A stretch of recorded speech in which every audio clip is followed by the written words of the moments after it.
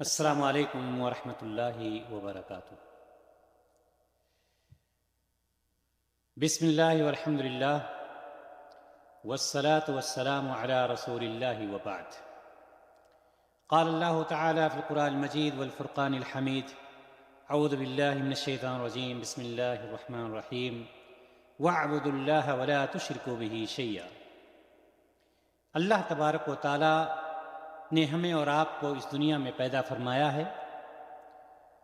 اللہ ہی کی ذات پیدا کرنے والی ہے اور اللہ ہی کی ذات مارنے والی ہے، اس لیے اللہ ہی کی عبادت کی جائے گی، اللہ کے علاوہ کسی کی عبادت نہیں کی جائے گی۔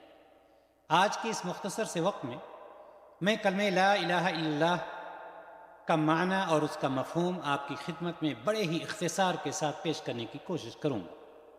یہ کلمہ وہ کلمہ ہے جس سے نبی کریم صلی اللہ علیہ وسلم نے مکہ کی سرزمین پر اپنی دعوت کا آغاز کیا، اور آپ صلی اللہ علیہ وسلم نے فرمایا تھا قولوا لا الہ الا اللہ تفلحوا، لا الہ الا اللہ کہو کامیاب ہو جاؤ گے۔ ہمیں دیکھنا یہ ہے کہ یہ چھوٹا سا کلمہ جس کے متعلق نبی کائنات صلی اللہ علیہ وسلم نے فرمایا کہ لا الہ الا اللہ کہو کامیاب ہو جاؤ گے، ہے کیا اس کا مطلب؟ کیا معنی ہے اس کا مفہوم کیا ہے؟ لا الہ الا اللہ کا معنی ہے کہ اللہ کے سوا کوئی معبود برحق نہیں، یعنی معبود تو اور باتیں پائے جاتے ہیں، لیکن وہ معبودان باطلہ ہیں، وہ جھوٹے معبود ہیں، گڑھ لیے گئے ہیں، بنا لیے گئے ہیں، لیکن معبود حقیقی صرف اور صرف اللہ تبارک و تعالیٰ کی ذات ہے، جس کے لیے کہا جاتا ہے لا الہ الا اللہ۔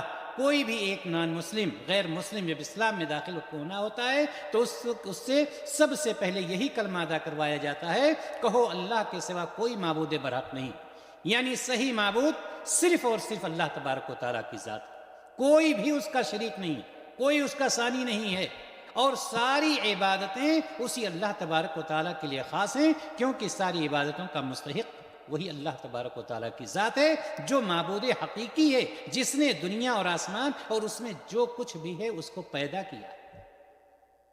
آپ قرآن مقدس میں جہاں بھی دیکھیں گے جہاں اللہ تعالیٰ کی عبادت کا حکم دیا گیا ہے، وہیں پر غیر اللہ کی عبادت سے منع بھی کیا جا رہا ہے، اور اسی لیے اللہ تعالیٰ نے ارشاد فرمایا سورۃ النساء میں وَاعْبُدُوا اللَّهَ وَلَا تُشْرِكُوا بِهِ شَيْئًا، اللہ تعالیٰ کی عبادت کرو اور کسی غیر اللہ کو شریک نہ ٹھہراؤ، اس کے ساتھ کسی کو بھی شریک نہ ٹھہراؤ، چاہے کوئی بھی ہو، نبی ہو، ولی ہو، پیر ہو، فقیر ہو، کسی کو بھی شریک ٹھہرانے کا حکم نہیں دیا گیا، بلکہ دوسرے معبودوں سے بچنے کا حکم دیا گیا۔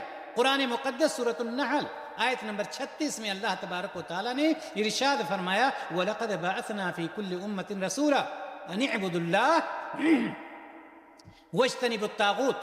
اللہ تبارک و تعالیٰ نے فرمایا کہ ہم نے ہر امت میں رسول بھیجا، ہر امت میں الگ الگ ہم نے رسول بھیجا کہ لوگوں صرف اور صرف اللہ تعالیٰ کی عبادت کرو، اس کے سوا تمام معبودوں سے بچو، اس کے سوا تمام طواغیت سے بچو۔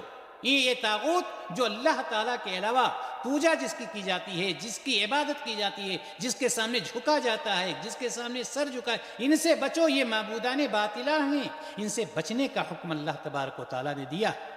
اللہ کے علاوہ جس کی بھی عبادت کی جاتی ہے، سب کے سب معبودان باطلہ، سب کے سب جھوٹے معبود ہیں، ان کی عبادت سے منع کیا گیا ہے۔ کیوں منع کیا گیا؟ چونکہ وہ صحیح معبود نہیں ہے، سچے معبود نہیں ہے، حقیقی معبود نہیں ہے۔ حقیقی معبود صرف اور صرف اللہ تبارک و تعالیٰ کی ذات ہے، اور اللہ تبارک و تعالیٰ نے اس چیز کی وضاحت کی ہے کہ یہ جھوٹے معبود ہیں، یہ باطل معبود ہیں۔ سورۃ الحج آیت نمبر 62 میں اللہ تبارک و تعالیٰ ارشاد فرماتا ہے اسی چیز کا اعلان کرتے ہوئے کہ اللہ میرے علاوہ جو معبود ہیں یہ سب باطل ہیں، ان کی پوجا تمہیں نہیں کرنی ہے، ان کے سامنے سر نہیں جھکانا ہے، ان کا طواف تمہیں نہیں کرنا ہے، ان کے کنارے نہیں جانا ہے، میرا ثانی ان کو نہیں بنانا ہے۔ اور اللہ تبارک و تعالیٰ نے سورۃ الحج میں ارشاد فرمایا ذَلِكَ بِأَنَّ اللَّهَ هُوَ الْحَقُّ وَأَنَّ مَا يَدْعُونَ مِن دُونِهِ هُوَ الْبَاطِلُ۔ اللہ تبارک و تعالیٰ نے صراحت کے ساتھ یہ بتلا دیا کہ اللہ ہی برحق ہے، حقیقی معبود وہی اللہ کی ذات ہے، اس کے علاوہ کوئی برحق نہیں ہے، اور اس کے سوا جسے بھی وہ پکارتے ہیں وہ سب باطل ہے۔ خانہ کعبہ میں کتنے بت سجائے ہوئے تھے؟ 360 بت تھے۔ سب کے سب باطل تھے، سب کے سب جھوٹے تھے۔ اللہ تبارک و تعالیٰ نے ان معبودان باطلہ کی تصدیق کر دی کہ یہ باطل ہیں، یہ باطل ہیں، یہ باطل ہیں، ان کی سجدہ کرنے کی ضرورت نہیں ہے، یہ نہ تمہیں نفع پہنچا سکتے ہیں، نہ تمہیں نقصان پہنچا سکتے ہیں، نہ تمہارا کچھ بنا سکتے ہیں، نہ تمہارا کچھ بگاڑ سکتے ہیں، نہ تمہیں اولاد دے سکتے ہیں، نہ تمہیں روزی دے سکتے ہیں، کسی بھی چیز کی یہ مالک نہیں ہے، یہ خود دوسرے کے محتاج ہیں۔ کوئی پتھر ہے، کوئی کچھ ہے، کوئی کچھ ہے، یہ کچھ بھی بگاڑ نہ سکتے ہیں، نہ بنا سکتے ہیں۔ لہذا اللہ تبارک و تعالیٰ نے کیوں فرما دیا کہ ان سے بچو؟ اس لیے کہ یہ معبودان باطلہ ہیں، یہ باطل معبود ہیں، ان سے بچنے کا حکم اللہ تبارک و تعالیٰ نے ہمیں اور آپ کو دیا ہے اور سارے لوگوں کو دیا ہے۔ اور کسی دوسرے معبود کو بنانے کی ممانعت بھی آ گئی۔ دوسری جگہ پر سورۃ الاسراء میں اللہ تبارک و تعالیٰ نے دوسرے کو معبود بنانے سے روکا ہے۔ سورۃ الاسراء میں اللہ تبارک و تعالیٰ نے اور کیا فرمایا؟ وَلَا تَجْعَلْ مَعَ اللَّهِ إِلَٰهًا آخَرَ، اللہ کے ساتھ کسی کو معبود مت بنانا۔ یعنی تمہارا معبود حقیقی کون ہے؟ لا الہ الا اللہ، اللہ کے سوا کوئی معبود برحق نہیں ہے، اللہ کے سوا کوئی معبود حقیقی ہے ہی نہیں۔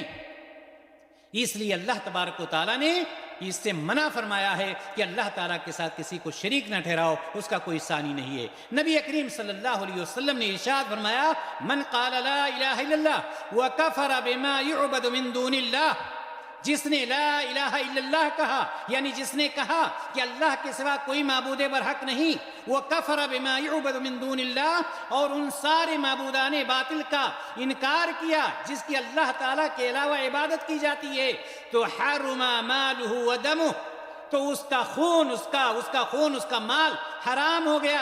یعنی اب اس پر کوئی حملہ نہیں کر سکتا ہے، اس کا مال کوئی لوٹ نہیں سکتا ہے، وہ حسابہ علی اللہ، اور اس کا حساب اللہ تبارک و تعالیٰ کے اوپر ہو گیا۔ معلوم یہ ہوا کہ جس نے لا الہ الا اللہ کہا، جس نے لا الہ الا اللہ کہا اور اللہ کے علاوہ عبادت کی جانے والی چیزوں کا انکار کیا، تو اس کا خون، اس کا مال لوگوں پر حرام ہو گیا، اور اس کا حساب کس پر ہو گیا؟ باقی معاملہ اللہ تبارک و تعالیٰ پر ہو گیا۔ خلاصہ کلام یہ ہے کہ معنی لا الہ الا اللہ کا یہ ہے، لا الہ الا اللہ کا معنی یہ ہے کہ ہمیں یہ معلوم ہونا چاہیے کہ اللہ تعالیٰ کے سوا کوئی معبود برحق نہیں ہے۔ یہ آیات اور حدیث سے معلوم ہوا کہ لا الہ الا اللہ کا مطلب ہوا اللہ کے علاوہ کوئی معبود برحق نہیں ہے، اللہ کے علاوہ کوئی معبود حقیقی نہیں ہے۔